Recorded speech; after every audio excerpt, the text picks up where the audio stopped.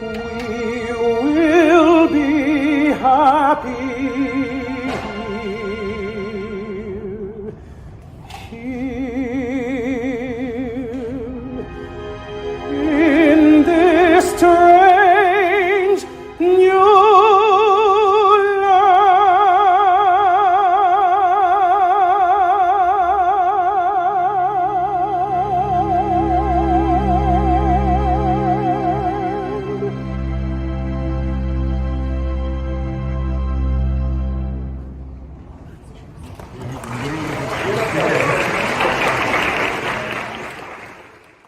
Hi, I'm Barry Lenson with Classical Archives. It's a great honor and a thrill to have the composer Paul Moravec with me this morning for the Classical Archives vlog. He's on the Upper West Side of Manhattan, has made some time to talk to us at Classical Archives this morning.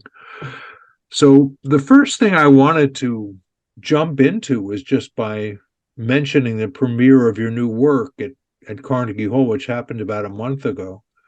I just found it to be kind of the archetypal American story about people coming to America, coming through Ellis Island, experiencing the travails and joys of life in America. I think it speaks to everyone. I know my own father in 1911 came through Ellis Island, and I think that there's so many threads of different people's lives.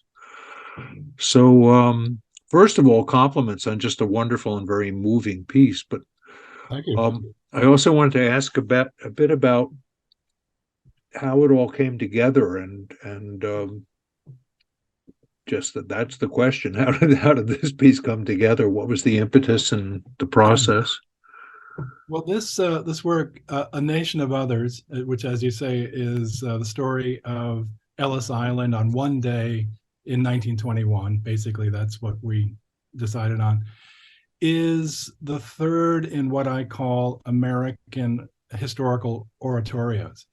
The first of these, I have a little audio visual aid here, is called The Blizzard Voices, which was commissioned by Opera Omaha, and we premiered it in 2008.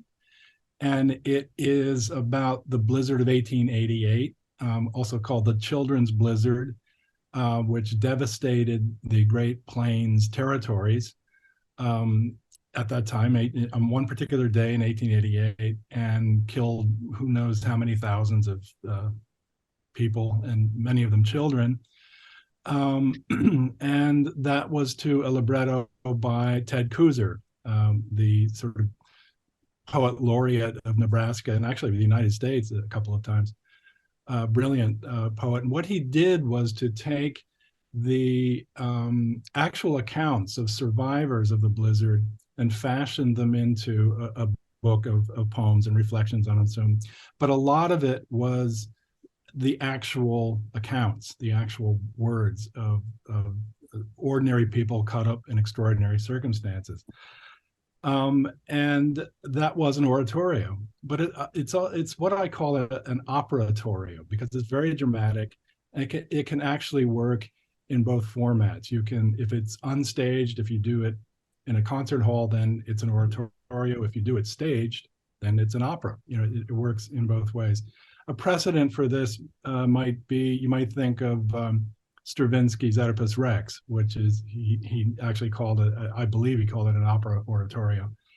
And then the Oratorio Society of New York performed it in, I guess, 2013. And Kent Tritle, the conductor, amazing conductor, is just absolute genius, a real miracle worker. He's fantastic. He then said, look, let's do another oratorio along these lines. And he had a patron named Jody Spellin, who put up the money to finance a kind of successor work to this. I decided I'd like to do an oratorio about the Underground Railroad. And I was at the time writing The Shining, an adaptation of the Stephen King story, a novel. with Mark Campbell, and I said, could Mark do the libretto? And they said yes. And so this eventuated into a piece called Sanctuary Road, which is the story of the Underground Railroad told through the eyes and through the words of William Still, who was in his own time known as the father of the Underground Railroad. He was based in Philadelphia. And so Sanctuary Road premiered in 2018, went very well. And so we decided to do another one. And that's what you heard a month ago, A Nation of Others, a kind of sequel to The Blizzard Voices and Sanctuary Road. And of course, the stories about Ellis Island in 1921. So, and now we're working on another historical oratorio about the history of voting rights in America. Essentially the sort of widening circle of enfranchisement, from the beginning of the Republic to right up to the present day. So that's what Mark and I are working on now. Mark Campbell, my brilliant and inspired librettist. Are there, in fact, plans to issue a recording? Because there seem to be very active recording process taking place at Carnegie Hall. I was kind of hoping that maybe. Right, absolutely. Well, we recorded Sanctuary Road in 2018. It came out on Naxos. I don't have a copy of it with me. I'd hold it up. But anyways, and it was nominated for a Grammy and did very well. And it's, the radio stations are playing it a lot. It gets a lot of play. And so we recorded A Nation of Others, what you heard a month ago in Carnegie Hall. Adam Abe's house is the producer and engineer who's a genius. He's absolutely amazing. And he is editing it now, and we will bring it out commercially in the new year. Well, that's fabulous. That's something to look forward to. Yeah, so you will hear really a fabulous recording. It's going to be amazing. So Carnegie Hall is amazing. The acoustics there. I mean, it's just, apart from being a beautiful hall and the famous hall and all that, it just sounds great. Yeah. You can hear everything, I once was supposed to turn pages for a recital in Carnegie Hall, and I got there early, and I sat on the stage all by myself, and I was humming. Yeah. And the whole hall just resonated. It's astounding. Yeah. It's amazing. Yeah. Do you envision, you'd mentioned the opera oratorio aspect, do you think it will be staged at some point, or is that out of your hands? Yes, no, we intend to do it. Sanctuary Road, which started out as an oratorio, Mark and I fashioned it into an opera. So there's now an opera version of it. North Carolina Opera in Raleigh premiered it in March of this year, 2022. Virginia Opera will do it next season. And another company in Pennsylvania will do it actually in February. So it's getting around as an opera, fully staged, acted out, real opera with sets, wigs, lighting. That's fabulous. It really is. And we intend to do the same thing with A Nation of Others. It would be a fabulous opera. It really would. We're thinking. Mark and I are thinking dramatically all the time. We're always thinking in terms of drama. That's what drives our oratorios here, and that's why I call it an operatorio, I should say. Operatorio. I didn't make that up. Somebody else did, but it's an apt description of our projects, what we're doing here.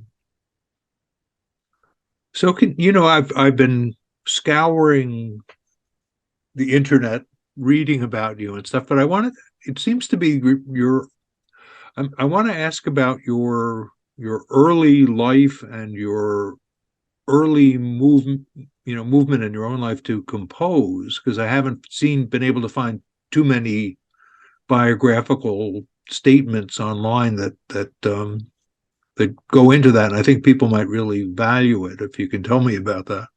Sure. Well, my earliest sort of impressive musical experience, I suppose, was that I remember was to see the Beatles on the Ed Sullivan Show you might remember this, in Oh, February yes. 1964, and I was 6 years old, and I was blown away. And I just wanted to be a Beatle. I didn't care how. I wanted to be a Beatle, So and I learned to play the recorder, and I had a very good school that I attended with great music programs. So and then we sang and so on. My earliest serious apprenticeship really is as a boy chorister in the Anglican Episcopal tradition, the Royal School of Church Music, that whole thing transposed here in America. Excellent training for kids, because you learn to sight read. You're a professional musician from an early age. A lot of responsibility, and it's just tremendous training for kids. So that's my earliest sort of musical training. Then I learned to play the piano. I studied the piano, and I started writing songs and choral works. That was sort of my first compositions when I was about 12 or so. And I just love to compose. I love to imagine, new musical compositions, and that's how I got into it. So, Didn't there used to be a residential boys choir training school somewhere around Princeton? Forget what it was called. The Columbus Boy Choir, yeah. Right. My choir master in Princeton, I was living in Princeton at the time in the late 60s, is Jim Litton. I don't know if you know James Litton. He's great. I know the name. Yeah, definitely. It's terrific. And so he was sort of my mentor. He was the choir master at Trinity Church in Princeton. It's on Mercer Street. And that's a very important part of my training as a kid, was at Trinity Church in Princeton. Princeton is a great place to be a kid. It's wonderful place. So yeah, I believe it probably must be. My brother got a bachelor's, master's, and a doctorate at Princeton, just motored right through. So I had an occasion to visit there a lot, and it is kind of a magical place. This might be a funny question, but are there different voices or American sounds in music? I mean, people usually say Copeland is an uniquely American sound. But of course, we also have sort of the great people like, William Schumann and the orchestral guys and stuff. But I didn't really hear a Copeland kind of voice in your piece, Good. Do you think no, I admire Copeland and everything, but I don't want to sound like him. Right, I want to sound like myself. That's all I can do. Just be myself. I mean, is there kind of an American ethos that permeates the way American music sounds? Or is that a dumb question? I don't know. It's so various, I mean, it's the diversity of American voices is, incalculable. I can't even. Yeah. So I guess if there is a kind of characteristic of American music, I would say it's just the sheer variety of it, So I guess that was a little bit of an aside. Yeah. Can you tell me a little bit about? I always find the whole question of the creative process to be fascinating. How you start to conceptualize a work, how you work it through, whether you start with the words when you're working on this, or just how you work through it. Well, in the case of a choral work, I've written about 200 pieces, and I would say maybe 50 of them involve words. So most of my work is instrumental music, string quartets, orchestral works, and so on. And in works like that, where there's no text, it's the internal musical logic, or my own version of that, is what drives the agenda. That's what, that's where the piece comes from. And in that case, every project is different. I never do anything twice, and every time I begin a new piece, I'm like beginning over again, and I'm not completely, but I have to rethink. I have to think anew with each new project. Every project has its own specific challenges and things that need to be done. But I always begin with an idea or a series of ideas, and then I work on them.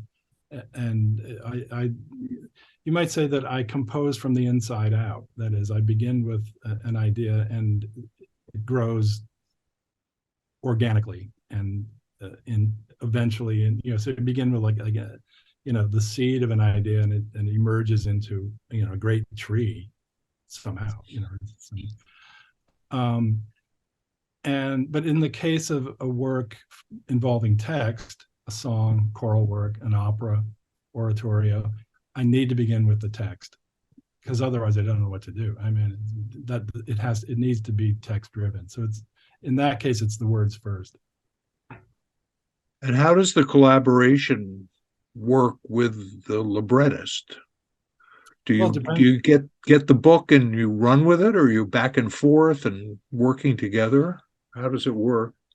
I've written 4 operas, 3 of them with Terry Teachout, who sadly died earlier this year. Very, very, I'm still grieving. Anyways, Terry and I wrote 3 operas. Our first opera was for Santa Fe Opera. It's called The Letter. It's based on the Somerset Maugham story. And in that case, he presented me with a libretto, and we sat down and went through it and revised it drastically from the beginning, because it was his first opera and it was my first opera, so we were trying to figure out how to do this. So it's a constant process of revision. It was Ed Kleban, I think, the great musical theater figure, who said, "To err is human, to revise divine."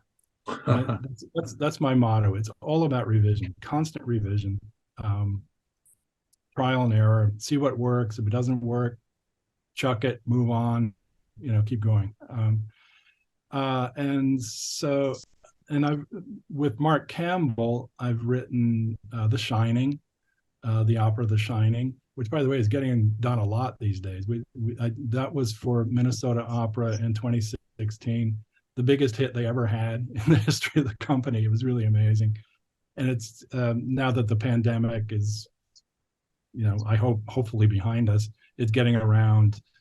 It'll be in Kansas City in March, then San Francisco, Portland, Hawaii, Atlanta. It's getting done a lot. And that was my first collaboration with Mark Campbell, who is absolutely brilliant and extremely busy. He's sort of like America's librettist today, along with Gene Shear, I suppose. He's written about 40 librettos for operas and various projects.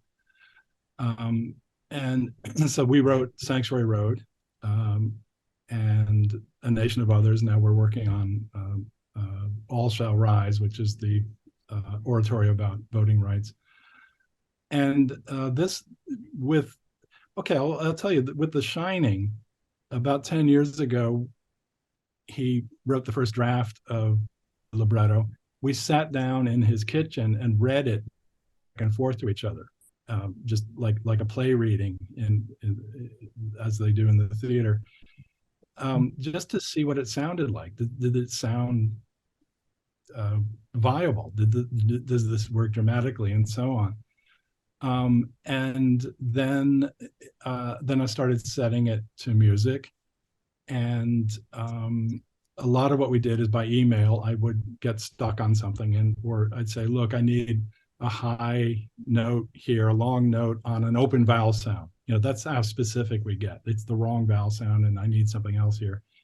And we're both nothing if not practical, and we want to do something that works. And so we maneuver very, very quickly and adapt very quickly to what the specific requirements are in the piece, in the moment.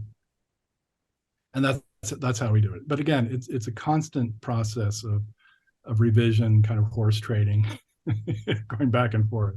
So. No, it's interesting. It makes me think that by reputation, Giuseppe Verdi just hollered at his librettist and told him everything was wrong. And that was his collaborative. Oh, that's a terrible way to do it. No. Yeah. Mark and I are good friends, and actually, a good collaboration, in my view, is one in which the librettist and the composer are the sand in each other's oyster, so to speak, in a nice way, in a good way. And that's a healthy collaboration to me, in my view.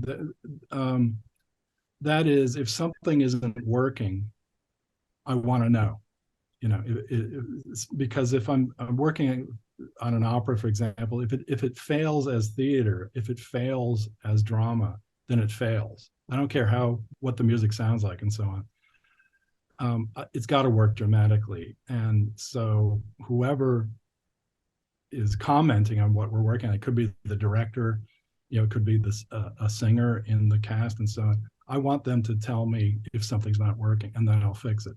Because, I want them to sound good, and I want to sound good, so everybody wins. That's how it works. It's making music is a practical process, and particularly in the theater, particularly dramatic works, and that applies to oratorios as well. So your next, I wanted to ask about your upcoming projects, and you already mentioned the work about voting rights. So what's the title of that again? And it's called All Shall Rise. Shall Rise. That's coming, I don't know, whenever. That's also for Oratorio Society. Okay. So whenever they can program it, that's when it's happening. So. And will that also have building blocks which are kind of the real words of real people, or do you not yet know? Yes. And I should mention that Sanctuary Road Sanctuary Road is taken from William Still's own book, which he published in 1873. It's called The Underground Railroad Records. Very often they put records at the end of it, because what he did was he not only facilitated the escape of something like 800 to 1,000 fugitive slaves from the South through Philadelphia and helped them get on to Canada or wherever they wanted to go north, but he also interviewed them all. Like a journalist, like a secretary. He said, where are you from? Who was your master? What happened? What's your life story? And he wrote it all down. He hid these records during the Civil War itself, because what he had done, the records were incredibly dangerous to keep, and that's why hardly anybody kept records, because it was supposed to be a clandestine operation. It was. And after the war, he brought them out again. He edited them, and it's all online. It's all public domain. Just go online, look up William Still, The Underground Railroad Records, and it's a huge book. It's like an encyclopedia about his experience in the Underground Railroad. So he was not only an active participant and facilitator, but he was also a great commentator and record keeper.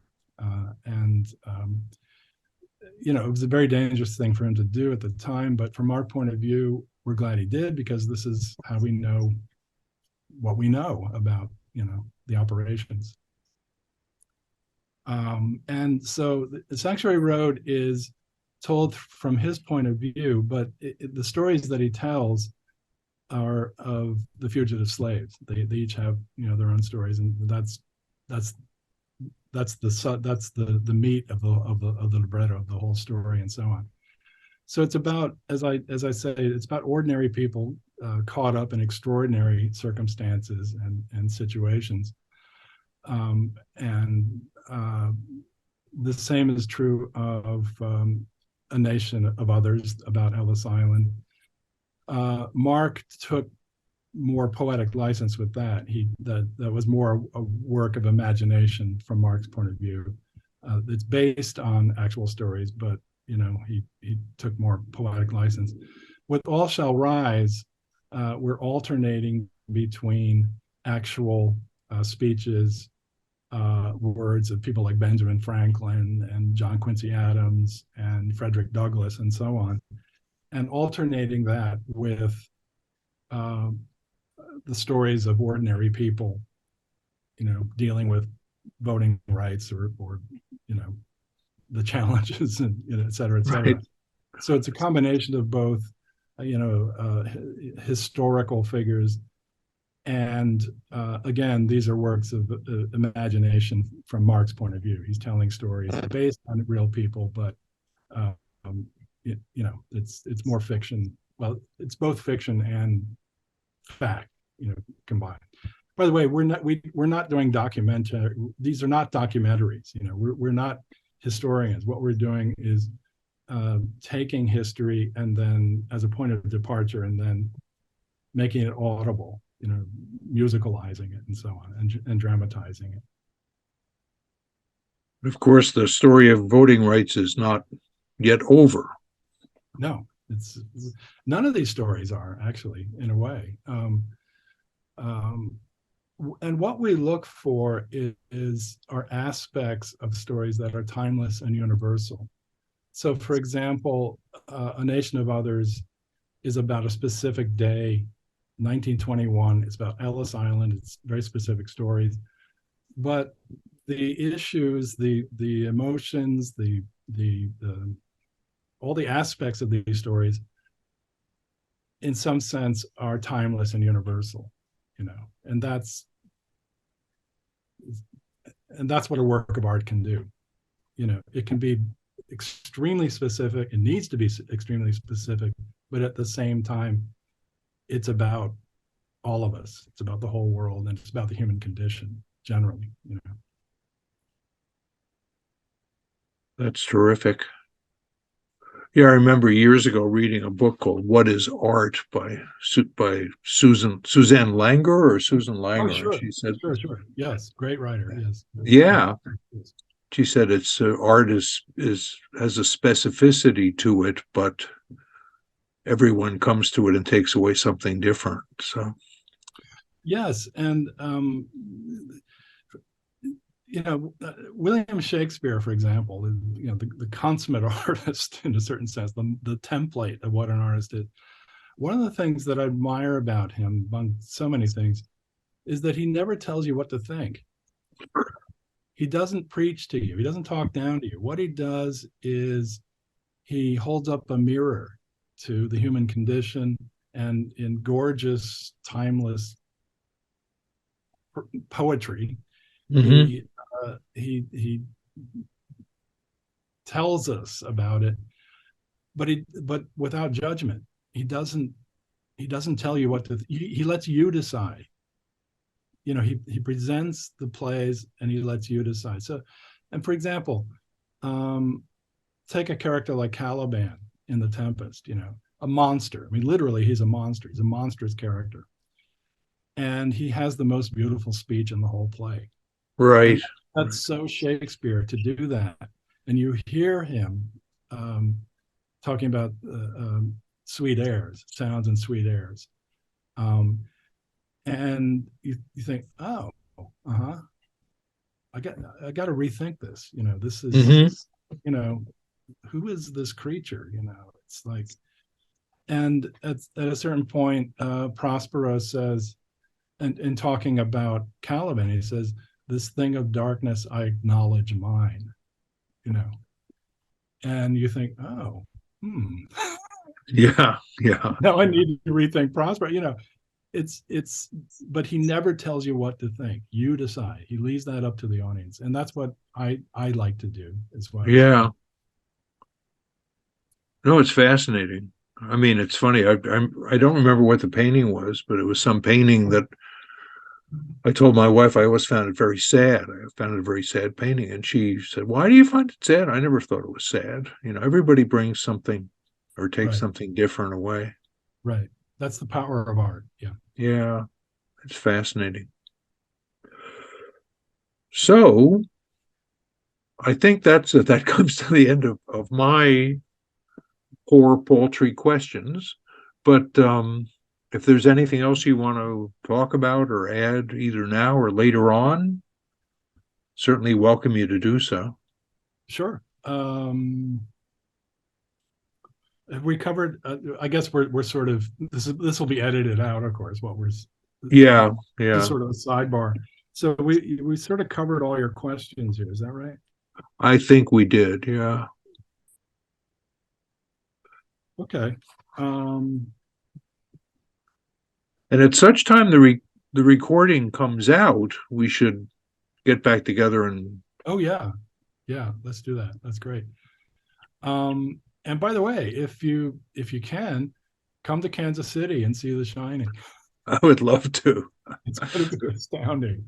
And we're recording that.